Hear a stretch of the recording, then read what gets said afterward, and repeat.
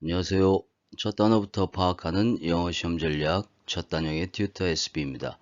오늘은 자동사, 타동사의 구분과 활용법, 그리고 전치사와 어우러지는 관계에 대해서 설명을 드려보도록 하겠습니다. 먼저 자동사와 타동사를 설명드리기 전에 영어의 주어에 대한 내용을 잠시 설명을 드리고 그 다음을 진행하겠습니다. 자, 우리가 영어 공부를 어느 정도 진행하고 나면 이제 좀 영어가 되는 것 같다라는 생각이 듭니다. 관계대명사도 알고 투부정사도 알고 이제 좀 영어가 쉽게 느껴진다라고 생각을 하게 되는데, 그러다가 어느 순간 갑자기 영어가 더 막막하고 문법적인 예외들이 늘어나고 말도 안 되는 것 같은데 해설을 보고 억지로 이해해야 되는 그런 순간이 옵니다. 그때 우리의 관점의 전환이 필요한 것입니다.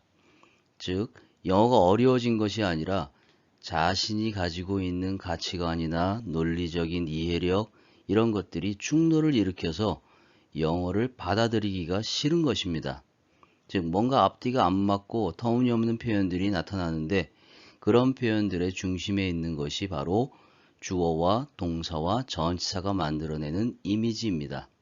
그래서 우리는 주어 자리에 올 수 있는 것을 주로 사람이나 생명체, 그리고 동물, 이런 식으로 어느 정도 한정된 상태로 주어 자리에 사용하는데, 영어에서는 모든 것이 주어가 될 수 있습니다. 사람, 사물, 생명체, 나무, 식물 할 거 없이 추상명사 자체도 마치 생명체인 것처럼 그렇게 동작을 할 수 있는 상황으로 만들어서 사용을 한다는 것입니다. 즉, 이러한 어떤 관점의 전환이 필요한 것입니다. 그러니까 자기 자신의 어떤 가치관이나 생각을 바꿀 필요 없이 영어 자체가 원래 그렇다라는 식으로 생각을 하고, 마치 톰과 제리의 만화 영화에 나오는 그러한 장면처럼 영어는 원래 이렇구나 라고 생각을 해주시면 편하게 영어를 사용할 수 있습니다. 그러면 영어를 억지로 끼워 맞춰서 이해할 필요 없이 자연스럽게 영어를 사용할 수 있는 그런 상태가 될 것입니다. 자, 1번 예문에서 보겠습니다. 자, 1번 예문에서 시계가 말을 한다 5시를 이렇게 되어 있는데, 시계가 당연히 말을 할 수는 없겠죠. 근데 마치 시계가 말을 하는 것처럼 그렇게 생각을 하시고 이해하면 됩니다. 그래서 우리말로는 시계가 5시를 가리키고 있다, 이렇게 해석할 수도 있는 것이죠. 그리고 2번은 cork가 went pop 이렇게 되어 있는데, 그 코르크 마개가 진행되어 나아갔다라는 뜻입니다. 그래서 펑 하고 열렸다라는 의미가 되는 것이죠. 이런 식으로 마치 그 코르크가 움직이는 것처럼 지가 알아서 펑 하고 마개가 열리는 것처럼 생각하고 사용을 하시면 되겠습니다. 그 다음에 3번에서도 비가 나를 유지시켰다. 낚시하러 가는 것으로부터, 이런 내용이 되겠습니다.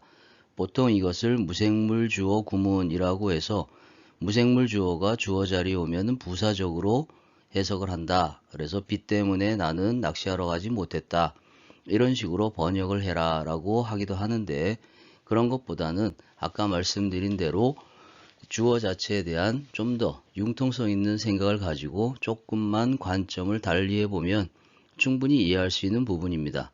오히려 또 그런 부분을 하다 보면 훨씬 더 재미있게 느껴지는 부분이 있기도 하지요.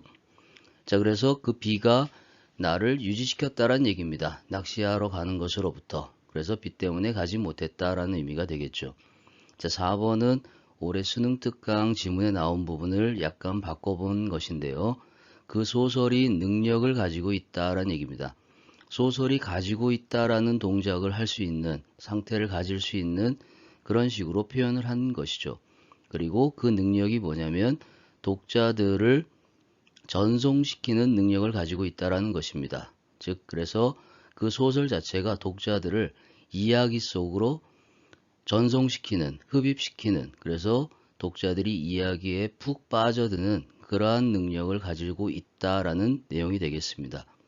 이렇게 우리가 억지로 이해하지 않고 영어를 조금 더 융통성 있게 바라본다 그러면 충분히 자기 스스로가 자연스럽게 영어를 사용할 수 있는 상황이 될 것입니다.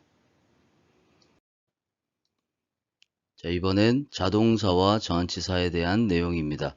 우리가 영어를 공부하면서 제 개인적으로는 자동사와 타동사의 구별이 가장 중요한 것이라고 생각합니다. 즉, 자동사로만 쓰이는 동사가 있고 타동사로만 쓰이는 동사가 있지만 대부분의 영어 동사는 자동사와 타동사 둘 다 쓰이는 경우가 많죠. 그래서 뒤에 나오는 부분을 보고 판단해 주시면 됩니다. 그리고 자동사라고 하는 것은 주어에 대해서 설명하는 것이다 라고 생각하시면 되고, 그리고 그 자동사 뒤에 나오는 전치사는 마찬가지로 또 주어를 설명하는 것이다. 이렇게 연결시켜서 위치관계를 따져나가면 될 것 같습니다. 자, 1번 예문에서 나는 잠자리에 들었다. 그리고 11시에 지난밤에, 그렇다면 이 11시라는 것하고 지난밤도 마찬가지로 전부 다 주어인 I와 연관성을 가지고 있다라고 생각하시면 되겠죠. 그리고 2번도 그는 의사가 되었다라는 내용입니다. 여기에서도 he라고 하는 사람이 의사가 된 상황을 설명하는 것이죠. 너무 쉽고 너무 당연한 내용입니다. 자, 3번 같은 경우에는 두 명의 남자들이 나왔는데 그 집 밖으로 나왔다라는 내용이 되겠죠.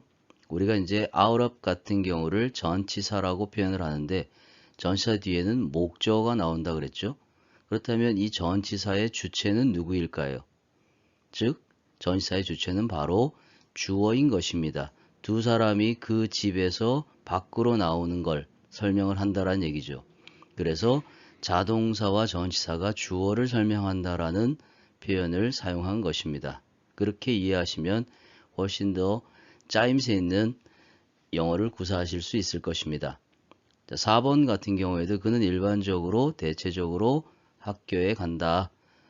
버스를 타고 그리고 친구들과 함께. 마찬가지로 여기서 버스를 타는 사람도 주어인 he가 되겠고, 그리고 그의 친구들과 함께 가는 사람도 주어인 he가 되겠죠. 그래서 이 자동사가 설명하는 내용은 주어에 대한 설명이고, 그리고 자동사 뒤에 있는 전치사 덩어리들이 설명하는 것도 마찬가지로 주어에 대한 설명이다 라는 생각을 가지고 하시면 되겠습니다. 자, 이번엔 단계를 조금 더 깊이 들어가서 자동사와 준동사구에 대한 설명을 하겠습니다. 자, 마찬가지로 자동사와 준동사구도 주어를 설명한다 라고 생각하시면 됩니다. 자, 1번 예문에서 He must be crazy. 그는 틀림없이 미쳤다. To do such a thing. 그런 어떤 것을 하는 것을 보니 라고 판단을 하시면 되겠습니다. 그래서 앞에 나온 crazy라고 하고는 판단을 내리게 된 그 판단의 근거에 대해서 설명을 하고 있는 투부정사의 부사적 용법이 되겠죠. 자, 여기에서 to do 하는 이 주체는 누구일까요? 앞에 아무것도 없다라는 얘기는 앞에 있는 주어인, 문장의 주어인 he가 곧 to do라는 동작을 하는 주체라는 것입니다. 이렇게 이해를 하시면 되겠죠. 만약에 여기에 주절의 주어인 he와 다른 주어가 행동을 하다라고 표현을 한다면 의미상 주어를 써줘야 되겠죠. 자, 2번 경우에도 그 경기가 사람들을 흥분시키고 있다, 설레이게 하다 이런 의미가 되겠죠. 아까 말씀드린 대로 주어를 마치 생명체인 것처럼 이 경기라고 하는 것을 살아있는 생명체인 것처럼 그 경기가 사람들을 흥분시키고 설레이게 만들고 이렇게 한다라고 하는 그래서 ing 형태의 능동형을 쓴 것입니다. 여기에서 과거 분사를 쓰면 틀리겠죠. 그런 부분이 시험 문제로 등장하는 것입니다. 자, 그 다음에 3번 같은 경우에도 나의 취미가, 그러니까 내가 가진 취미라고 하는 이 추상적인 활동이 생명체인 것처럼 생각하시면 그것이 모으는 것이다 라는 얘기입니다. 외국 동전을 모으는 것이다. 그래서 머릿속에 취미라는 어떤 그런 것이 외국 동전을 모으고 있는 동작, 이런 상황을 그려보시면 좀 더 재미있게 영어를 공부하실 수 있을 거라 생각합니다. 자, 4번 같은 경우는 He turned pale. 그는 창백해졌다. 그 다음 leaning against the wall. 벽에 기대어 서서, 선채 이런 뜻인데 여기서 leaning이라고 하는 것은 첫 번째 동사가 아니죠. 그리고 ing가 붙었기 때문에 이 leaning의 의미상 주어는 주절의 주어인 he라는 것입니다. 그래서 여기서 leaning은 우리가 말하는 분사구문 형태로 사용된 것이죠. 그래서 벽에 기대어 선 채 그는 얼굴이 창백해졌다 라고 해석을 하시면 되겠습니다. 이번엔 타동사입니다. 마찬가지로 주어가 동작을 하는 것은 같은 내용이지만 그 동작의 대상인 목적어가 나왔을 때는 그 이야기의 초점이 목적어로 이동한다 라고 생각하시면 되겠습니다. 그래서 1번 예문에서처럼 그는 항상 지킨다. 그의 약속을. 그래서 이 약속을 지킨다라는 쪽으로 이야기의 초점이 전환되고 있는 것입니다. 자, 2번 경우에도 이 버스가 데리고 간다라는 얘기죠. 당신을 부산까지. 그러면 여기서 you라는 목적어가 나왔고 뒷부분에 부산이 나왔습니다. 자, 그러면은 이 부산으로 가는 사람은 누구일까요? 물론 버스가 you라고 하는 사람을 태우고 가는 것이지만 이야기의 초점이 목적어에 맞춰져 있기 때문에 당신을 부산까지 데리고 간다라는 것, 그쪽으로 이야기의 흐름이 흘러가고 있는 것입니다. 그렇게 이해를 하시면 되겠죠. 자, 3번 경우에도 그는 나에게 아주 멋진 휴대전화를 사주었다라는 내용입니다. 여기서 간접 목적어, 직접 목적어 이렇게 나와 있는데 주어보다는 내가 멋진 휴대전화를 받았다라고 하는 것, 그 사람이 사줘서 받았다라고 하는 그 상황에 조금 더 초점이 맞춰지는 것이죠. 그 다음 4번 경우에도 나는 원한다. 당신이 영어 공부를 훨씬 더 열심히 하기를 원한다. 라는 내용인데 여기서도 원하는 건 나이지만 공부를 하는 것은 목적어인 you가 되는 것입니다. 그래서 목적어 뒤에 나오는 이 투부정사 같은 경우에는 목적어의 동작을 상태를 설명하는 목적격 보호라고 하는 것이죠. 그래서 목적격 보호라고 하는 것입니다. 목적어에 대해서 설명을 하는 것이기 때문에 주어에 대한 설명이 아니라는 것이죠. 그런 식으로 연결시켜서 이해해 나가시면 되겠습니다. 앞부분에 설명드린 주어 다음에 자동사가 오고 전치사가 왔을 때 그때는 전부 다 주어에 관한 설명이라고 말씀드렸죠. 그리고 이제 타동사가 오고 목적어가 나왔을 때는 목적어 뒤에 전치사나 목적어 뒤에 준동사들은 목적어를 설명하는 것이다 라고 생각하시면 되겠습니다. 자, 1번 예문에서 그는 제공을 했다 라는 내용이죠. 그리고 집이 없는 사람들에게 뭘 제공했냐면 구호 물품을 제공했다. add goods 이렇게 표현을 했습니다. 그러면 이 구호 물품과 함께 있는 사람은 누구일까요? 전치사 with의 목적어는 구호 물품이지만 그 주체는 앞에 있는 주어가 아니라 바로 앞에 있는 목적어인 집이 없는 사람들, 이 사람들이 전치사 with의 주체란 얘기죠. 그 사람들이 구호 물품과 함께 있는 상태, 그것을 제공했다라는 내용입니다. 그 다음에 2번 같은 경우에는 The man in black asked me to carry his bag 이렇게 문장이 이어지고 있는데 주어 다음에 나와 있는 in black이라고 하는 것은 그러면 뭘 설명할까요? 주어를 설명하는 것입니다. 주어 다음에 나와 있기 때문에 그 남자의 상태가 검은색 안에 들어있는 상태, 다시 말해서 위아래로 검은색을 쭉 입고 있는 그 사람이 부탁을 했다는 얘기죠. 나에게. 그리고 이 가방을 운반해 달라. 그러면 이 목적어 뒤에 나와 있는 to carry라고 하는 투부정사의 주체는 바로 목적어인 me가 되는 것입니다. 그래서 이 가방을 운반해 달라. 어디까지? 5번 출구까지. 그렇다면 이 전치사 to의 목적어는 5번 출구가 되겠고 거기까지 가는 것은 가방이 되겠죠. 바로 전치사 앞에 있는 단어가 그 역할을 하고 있다는 얘기입니다. 자, 3번 경우에는 자, 과거에 있었다라는 얘기인데 little은 준부정어로 거의 뭐뭐 아니다라는 의미죠. 그래서 유전적인 어떤 압박, 억압 이런 것이 거의 없었다라는 뜻입니다. 그리고 뒤에 부분에 꾸며주는 말이 왔습니다. To stop people, 사람들을 멈추게 하는. 그러면 to stop의 주체는 누구일까요? 앞에 있는 유전적인 압박, 억압이라고 하는 것이 to stop 하는 주체인 것입니다.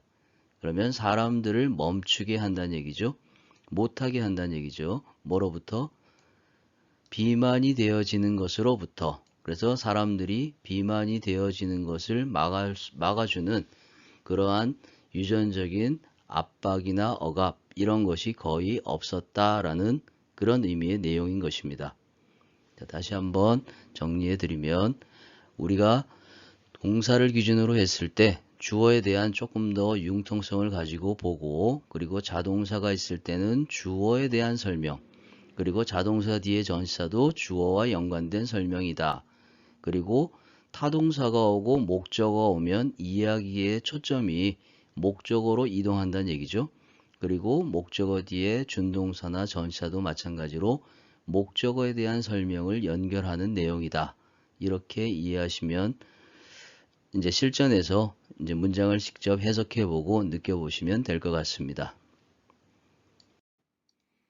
오늘 드린 설명이 많이 도움이 되었으면 좋겠습니다. 끝까지 영상을 시청해 주셔서 감사합니다.